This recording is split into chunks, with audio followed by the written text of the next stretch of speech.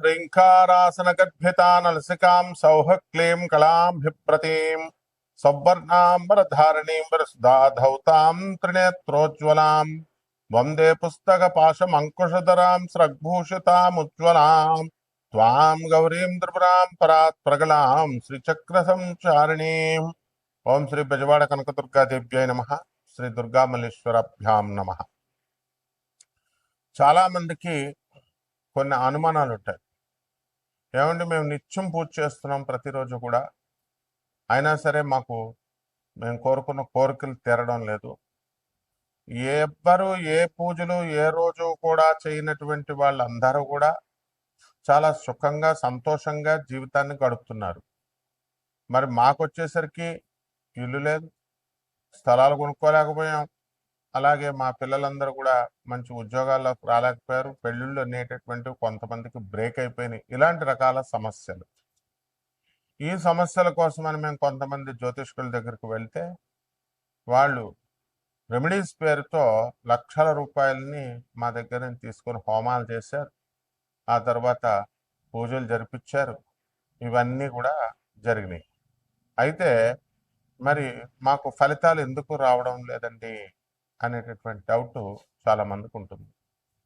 అది కేవలము దానికి ఆన్సర్ ఏంటంటే మీ తప్పే.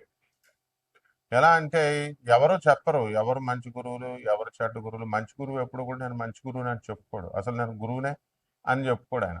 షిరిడి సాయినాథుడు, దత్తాత్రేయులు వారు, నాథ సాంప్రదాయంలో వీళ్ళంతా మత్స్యేంద్రుడు, వీళ్ళంతా కూడా శ్రీపాద వల్లభుడు వచ్చి గురుదేవులు రెండవ అవతారమైనటువంటి దత్తాత్రేయ రెండవ అవతారమైనటువంటి నృసింహ సరస్వతి స్వాముల వారు వచ్చి నేను నీ గురువును, నా దగ్గరికి రా, నేను నీ సమస్యలు తీరుస్తానని ఎక్కడన్నా చెప్పినట్టు గురు చరిత్రలో ఉందా, లేదా శ్రీపాద వల్లభ చరిత్రలో ఉందా? చెప్పుకోరు.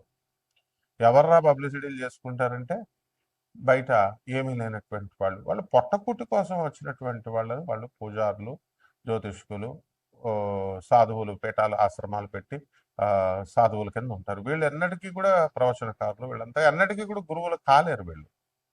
ఎందువల్లంటే గురువు అంటే ఏంటి?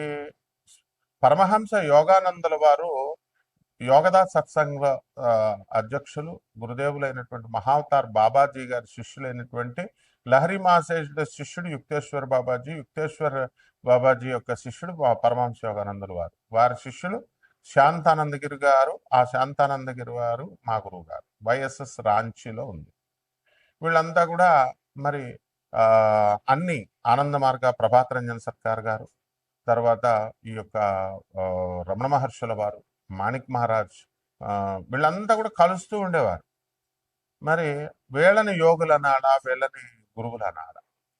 మరి అలా కాకుండా మీరు ఎవరి దగ్గరికి వాళ్ళ దగ్గరికి వెళ్ళి సమస్యలు పరిష్కారాలు చెప్పమంటే వాళ్ళ బ్రతుకులే వాళ్ళకి స్టాండర్డ్ లేదు, వాళ్ళ జీవితాలే వాళ్ళు సరి చేసుకోలేకపోతున్నారు. మీకేం చేస్తారు? పరమహంస యోగానందుల వారు మాత్రం క్లియర్గా చెప్పారు, what is the definition of a guru అని. A guru should be designated by the God. భగవంతుడు డిజిగ్నేట్ చేయాలి, గురువు కింద నియమించాలి. ఇప్పుడు సర్వజ్ఞ పీఠం ఉంది, జగద్గురువులైనటువంటి ఆది శంకరాచార్యులు వారు వచ్చారు. ఆయన గురుదేవులుగా సాక్షాత్ పరమశివుడు కాబట్టి సర్వజ్ఞ పీఠానికి గురుదేవులుగా డిజిగ్నేట్ చేశారు. ఇప్పుడు మా గురువు గారు భారతీ తీర్థస్వాములు వారు ఉన్నారు.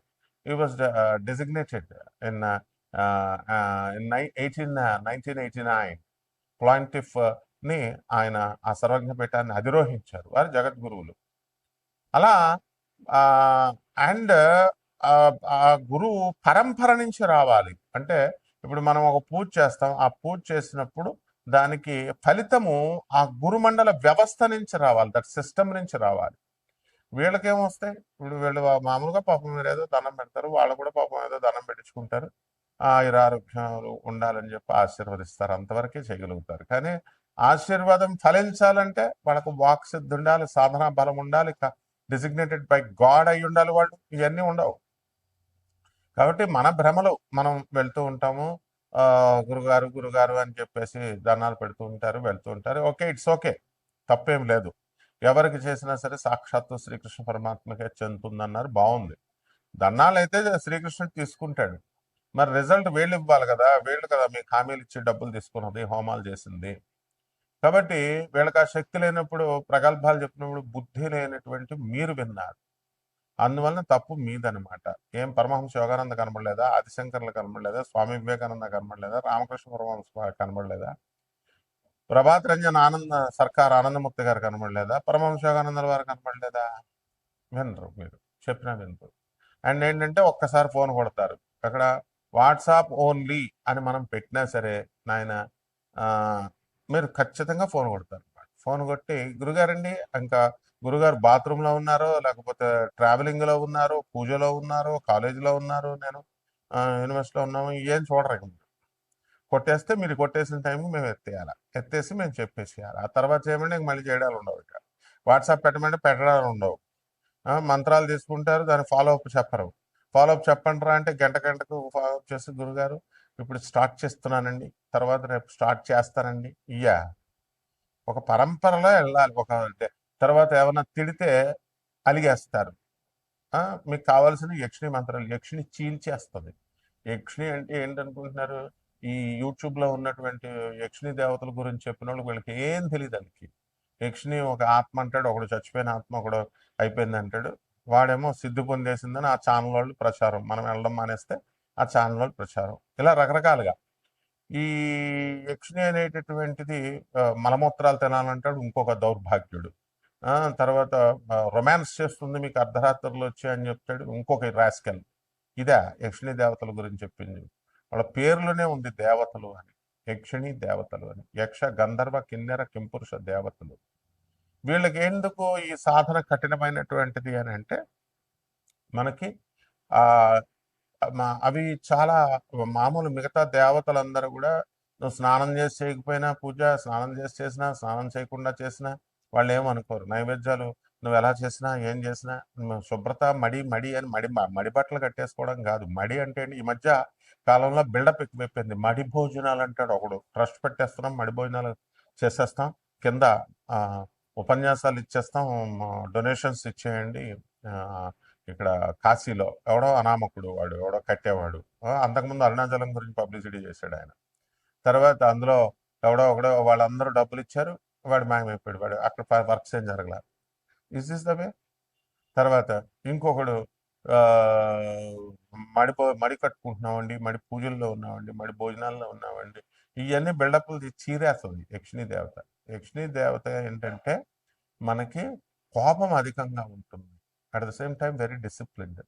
సాధన చేసేటటువంటి వాడు మినిమం శుభ్రం ఉండాలి, శుభ్రత కలిగి ఉండాలి. అంటే స్నానం చేసేస్తే సరిపోతుందా అంటే నీ యొక్క మంచి బుద్ధులు ఇవన్నీ కూడా చూస్తున్నాను. తర్వాత ఈ యొక్క మంచి బుద్ధులు ఈ మినిమం పవిత్రత పాటించాలి. And you should respect her. You should ఆమెను గౌరవించాలి, ఆమె మంత్రాన్ని గౌరవించాలి, ఆమె ప్రజెన్స్ వస్తుందని నమ్మాలి నువ్వు. ఆమెను ఎక్కడ అగౌరవపరిచినా సరే నేను చీల్చేస్తుంది. కాబట్టి ఈ ఈ వెధవలేమో నువ్వు లవ్ చేయి కామాతురణం నా లజ్జా నా భయం అని ఈ వెధవలకే బుద్ధి లేదు అసలు చెప్పే వెధవలకి. కామంతో అర్ధరాత్రులు వస్తుంది, మేముతో రొమాన్స్ చేస్తుంది, మీ ఆవిడ ముట్టుకోనివ్వదు, అంత నాన్ సెన్స్ అంతా చెప్తారు. ఏదో వీళ్ళేదో యక్షిణి సాధన చేస్తారు. ప్రపంచంలో ఎవడో చేయలేదు యక్షిణి సాధన నేను తప్ప. సో ఇది గుర్తుపెట్టుకోండి. ఎందువలనంటే ఆ సిద్ధి ఆ యొక్క లక్షణాలు ఇవన్నీ కూడా మనకి చెప్పేటటువంటి మాటలను బట్టి అర్థం అవుతాయి మనకి. మీరు తెలుసుకోవాలి అది. సో అటువంటి యక్షిణి మాత దగ్గర మీరు డిస్రెస్పెక్ట్ ఇవ్వకుండా తర్వాత ఆమె పట్ల అగౌరవంగా ప్రవర్తించకుండా అసభ్యకరంగా ప్రవర్తించకుండా ఇలా మీరు చేసుకున్నప్పుడు తప్పకుండా ఆమె భౌతికమైనటువంటి వరాలను ఇచ్చేటటువంటి దేవత కాబట్టి అద్భుతమైనటువంటి డబ్బుని సంపదని ఇస్తుంది. ఇంకా కొంతమంది దశమహావిద్యలు నేర్పండి అంటారు. నేర్పేయడమే ఇదేంటి ఏమైనా ఫిజిక్స్ కెమిస్ట్రీ మ్యాథ్స్ ట్యూషన్ ఇస్తే వచ్చేసేది. ఐఐటి ఇచ్చేస్తామని చెప్తారు నారాయణ శ్రీ చైతన్యం వాళ్ళు. ఏదో ఐఐటి సీట్లు వీళ్ళ చేతుల్లో ఉన్నట్టు మేము ఇప్పించేస్తాం ఆకాష్ ఐఐటి ఫిడ్జీ అంతా ఐఐటి చేత వాళ్ళ కౌన్సిలర్లు చెప్తారు ఐఐటి ఇచ్చేస్తామండి డైరెక్ట్ సీటు. అసలు MRPTC act monopolies restrictive trade practices act ప్రకారము ఎవరైతే గ్యారంటీ ఇస్తారో వాళ్ళని బొక్కలో వేసేయచ్చు అనమాట. ఇవన్నీ తెలుసుకోవాలి మీరు. అలాగే ఈ యొక్క దశమహావిద్యలు ఇచ్చేయండి. దశమహావిద్యలకు మీరు డిసిప్లిన్ రావాలా. తిడితే మీరు పడాలి, గురువుకే ఎదిరిస్తారు మీరు. డేట్ ఆఫ్ బర్త్లు చెప్తారు, చెప్పేసేయండి ఫోన్లో అంటారు. ఇవన్నీ కాదు. అలాగే కోటాను కోట్ల మంది కామన్ ప్లాట్ఫారం మీద చెప్పబడేటటువంటి రాశులు ఇవి. కాబట్టి రాత్రికి ఒక దౌర్భాగ్యుడు నాకు ఫోన్ చేశాడు. రాత్రికి రాత్రే మారిపోతాయండి, నేను మీ అభిమాని అండి, మీరంటే రెస్పెక్ట్ అండి అంటాడు. బాగానే ఉందండి, చెప్పి సగం చచ్చి అర్థం అవట్లా. ట్రావెలింగ్ లో ఉన్నప్పుడు అప్పుడు కొడతారనమాట. ఏమంటే నిన్నటి దాకా బాలేంది, జూన్ 1 వరకు బాలేని జాతకము, జూన్ 2 నుంచి గురుడు మిథున రాశి నుంచి కర్కాటక రాశిలోకి వచ్చేస్తున్నాడు, అర్ధరాత్రికి రాత్రి మారిపోద్దంటారు. బుద్ధి లేని విధవ. ఫస్ట్ అసలు జాతకాలు మారడం అంటే రాశి ఫలాలు ఈ గాడిదలు చెప్పేటటువంటి అందరూ ఈయన జాతకాలు మారిపోతాయి, ఈ పూజలు చేసేస్తే మారిపోతాయి, ఇది చేసేస్తే మారిపోతాయి అని చెప్తే నువ్వు చేయించుకున్నావు. చేయించుకున్నటువంటి వాళ్ళకి ఏమైనా మారిందా? ఒక రూపాయి ఇవ్వలేదు, పావలా ఇవ్వలేదు, స్టూపిడ్ ఫేలో మారిపోద్దా అని నువ్వు డిస్కషన్స్ చేయడానికి ఆ ఫోన్ నెంబర్ పెట్టింది. నేను ఏమైనా మీ ఫ్రెండ్ నా 2 hours టైం, 2 minutes టైం అని అంటారు. I'm world number 1 astrologer and 20 countries లో ఉన్న 600 ఆశ్రమాస్కి, ఆనంద్ మార్గ ఆశ్రమానికి, ఆ తర్వాత ఇండియాలో ఉన్నటువంటి 300 ఆశ్రమాలకి రిప్రజెంటేటివ్ గురువుని నేను, ఇంటర్నేషనల్ కోఆర్డినేటర్ని. అరే పర్సనల్ అపాయింట్మెంట్ అంటారు కొంతమంది. పర్సనల్ అపాయింట్మెంట్ అనేది కుదరదు. బికాస్ యాజ్ ఎ ప్రొఫెసర్ నాకు మొత్తం ఆల్ ఇండియాలో ఉన్నటువంటి స్టూడెంట్స్ని మేము చూసుకోవాలి. సివిల్ సర్వీసెస్ ఇలాంటి ఎగ్జామ్స్ రాసేవాళ్ళు ఉంటారు. And only for IAS, IPS, ministers వాళ్ళకి, ఎమ్మెల్యేలు, ఎంపీలకి వాళ్ళకే సరిపోదు మాకు అపాయింట్మెంట్ ఇవ్వడానికి, మా స్టూడెంట్స్ని చూసుకోవడానికి. కామన్ మ్యాన్ అది హర్ట్ చేయడానికి కాదు. We don't have enough time. అందుకని చెప్తున్నా సరే అర్థం చేసుకోవట్లేదు. సో దీన్ని బట్టి, ఈ యొక్క కర్మలను బట్టి, ఈ ఈ ప్రతి ఒక్కడు కూడా ఈ పూజలు చేయాల్సినటువంటి అవసరం లేదు. అయినా సరే మీరు జాతకాలను మార్చుకోవచ్చు డిసిప్లిన్ వల్ల. అది ఎలాగో మా ఒక్కొక్క రాశికి ఎలా ప్రభావితం చేస్తుంది అన్నది నేను చెప్తాను. మకర రాశి. ఈ మకర రాశి వారికి అందరికీ కూడా మనకి అష్టమంలో కేతుగ్రహం ఉన్నాడు. దానివల్ల ప్రతి చిన్న పనికి కూడా సూసైడ్ చేసుకోవాలని అనిపిస్తూ ఉంటుంది మధ్య మధ్యలో. ఏ పని అవ్వకపోయినా సరే డిప్రెషన్కి, ఒంటరితనానికి లోనవడం ఇలాంటివన్నీ కూడా జరుగుతూ ఉంటాయి. కాబట్టి ఈ యొక్క మకర రాశి వాళ్ళందరికీ కూడా మరి ధనస్థానంలో ఉన్నటువంటి రాహుగ్రహం వలన మీ మాటలతోనే మీరు డబ్బులు సంపాదించడం అనేటటువంటివి జరుగుతాయి. అలాగే వాక్కులు కఠినంగా వస్తున్నప్పటికీ కూడా మీ స్నేహాన్ని ఎవరు వదలరు. అలాగే నోటికి సంబంధించినటువంటి దుర్వ్యసనాలు రావడానికి అవకాశాలు ఉన్నాయి. తాగుడు ఇలాంటివన్నీ కూడా కొత్తగా నేర్పేటటువంటి స్నేహితులు ఆటోమేటిక్గా ఈ యొక్క గ్రహానికి, ఈ యొక్క రాశి వారికి వస్తుంది. అలాగే షష్టమ స్థితిలో ఉన్నటువంటి ఈ యొక్క గురుగ్రహ ప్రభావం వలన ఇంతవరకు కూడా మీరు ఆర్థికంగా ఏమి ఇబ్బందులు పడలేదు. భార్యాభర్తల మధ్య కొట్లాటలు ఉన్నా కూడా అవన్నీ వ్యక్తిగతాలుగా మీరు తీసుకొని దాన్ని పెద్ద సీరియస్గా తీసుకోలేదు. కానీ మీ కౌంటర్ పార్ట్ అయినటువంటి భార్య మాత్రం దాన్ని సీరియస్గా తీసుకొని కోర్టుల్లో విడాకుల కేసుల కోసం నమోదు చేయడం ఇలాంటివన్నీ కూడా జరిగినాయి. దాని ద్వారా మీరంతా కూడా సంబంధం ఉన్నా లేకపోయినా మీరు కోర్టులకి వెళ్ళడము, తిరగడము ఇలాంటివన్నీ కూడా జరుగుతున్నాయి. అదేవిధంగా ఈ యొక్క రాశి వారికి అందరికీ కూడా మనము మృష్టాన్న భోజనాలు దొరుకుతాయి. ఇంతకుముందు గతంలో చాలా ఇళ్ళు మీరు కొనడం అనేటటువంటివి ఉన్నాయి. కొన్ని ఇళ్ళు, కొన్ని స్థలాలు కొన్నారు. ఆ తర్వాత మనకి అప్పులు అన్ని కూడా ఈఎంఐ రూపంలో మీరు అన్ని కూడా తీర్చడం అనేటటువంటివి జరుగుతున్నాయి. అలాగే మీ ఇంట్లో ఏదో నెగిటివ్ ఎనర్జీ ఉంది, బాల సంబంధమైనటువంటి బాలగ్రహం ఉంది అనేటటువంటి అనుమానాలు మీకు ఎక్కువగా ఉంటాయి. ఎందుకంటే సడన్గా తలుపులు సౌండ్లు రావడం, లోన ఎవరు లేకపోయినా సరే ఇలాంటివన్నీ కూడా జరుగుతూ ఉంటాయి. కొంచెం రాత్రులు పడుకునేటప్పుడు కాస్త ఆంజనేయ స్వామి దండకాలు ఇలాంటివన్నీ చదువుకోవాలి. మేము పెద్ద మూఢనమ్మకాలు నమ్మని బిల్డప్లు ఇస్తూ పడుకుంటే కనుక మరి గుండె ఆగిపోయేటటువంటి ప్రమాదం ఉంటుందన్నమాట కొంతమందికి. కాబట్టి ధనుసు రాశి వాళ్ళందరూ కూడా, ఈ యొక్క మకర రాశి వాళ్ళంతా కూడా భార్య వల్ల లేదా భర్తల వల్ల ఇబ్బందులు పడుతున్నారు. అలా ఉద్యోగాల దగ్గరకు వచ్చేసరికి కాస్త మనకి ఏమీ పెద్ద ప్రమాదం ఏమీ లేదు అని అర్థమవుతుంది. అదేవిధంగా ఈ యొక్క మకర రాశి వారు రైతులు ఉన్నారు, బ్రహ్మాండంగా పండిస్తారు. అలాగే మీ సోదరులంతా కూడా శని మీనరాశిలో ఉన్న కారణంగా మీ సోదరులందరూ కూడా మీ వల్ల, మీ సలహాల వల్ల బ్రహ్మాండంగా డెవలప్మెంట్ అనేటటువంటిది జరుగుతుంది. అలాగే ఈ యొక్క సిఇఓలు ఊరు మీ నేటివ్ ప్లేస్ నుంచి ఊర్ల నుంచి బస్సుల్లో రాకుండా ట్రైన్లో మాత్రమే వస్తాను, లేకపోతే ఫ్లైట్లో మాత్రమే వస్తాను అని మీకే బుక్ చేయమని చెప్పి ఇలా రకరకాల సమస్యలతో, ఇలాంటి చిన్న చిన్న సమస్యలతో మీరు ఏం చేయాలో తెలియక బుక్ చేయలేకపోతే మీరు తిట్లు తినడం ఇలాంటివన్నీ కూడా జరుగుతూ ఉంటాయి. అలాగే ఎప్పటికీ 3 నెలల నుంచి రానటువంటి అన్నగారు మీ ఇంటికి రావడం, మీతో కూర్చొని చక్కగా పిచ్చాపాటి మాటలు మాట్లాడడం, మీ అన్న కొడుకుని మా మా చక్కగా మౌర్య మంచిగా మూతులు నాకుతూ బ్రహ్మాండంగా మాట్లాడడం, ఇలా అనుబంధాలన్నీ కూడా మకర రాశి వాళ్ళకి బాగా పెరుగుతాయి అన్నమాట. కాబట్టి పరిహారాలు ఏం చేసుకోవాలంటే, ఈ అష్టమ కేతు జపం చేసుకోండి, కేతు స్తోత్రాలు చదవండి. కేతువుకి కిలో పావు ఉలవల్ని ఆవుపేట రంగున్నటువంటి వస్త్రాలు ఇచ్చి పేద బ్రాహ్మణులకి సోమవారం నాడు ఉదయం 7 గంటలకి దానం చేసుకోండి. దశమహావిద్యల్లో ఒకటైనటువంటి ధూమావతి అమ్మవారి యొక్క మంత్ర జపాన్ని, అమ్మవారి యొక్క హోమాన్ని మీ ఇళ్లలో చేసుకోవడం ద్వారా బ్రహ్మాండంగా ఉంటుంది. ఒక్క రావి చెట్టు పెంచండి ప్లీజ్, ఒక్క రావి చెట్టు.